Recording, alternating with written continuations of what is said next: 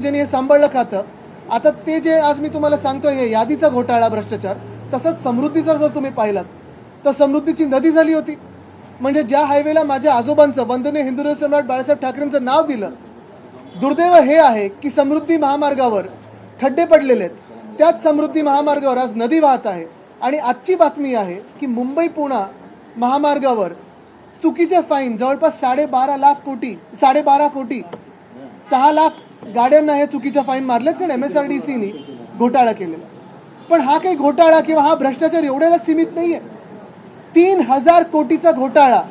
म्हणजे आपल्याला आठवत असेल 3 ऑक्टोबरची पत्रकार परिषद माझी मागच्या वर्षीची, MSRDCचा घोटाळा, MMRDAचा घोटाळा, गायमुख ठाणे उन्नत महामार्ग आणि मग तो बोगद्याचा असेल, 17,000 कोटीचं टेंडर काढलं, आता 14,000 कोटीवर आलंय. हेच 3,000 कोटी असतील किंवा हे सगळे जे पैसे प्रत्येक कॉन्ट्रॅक्टमधून लाडक्या कॉन्ट्रॅक्टर ह्या स्कीममधून जे काढले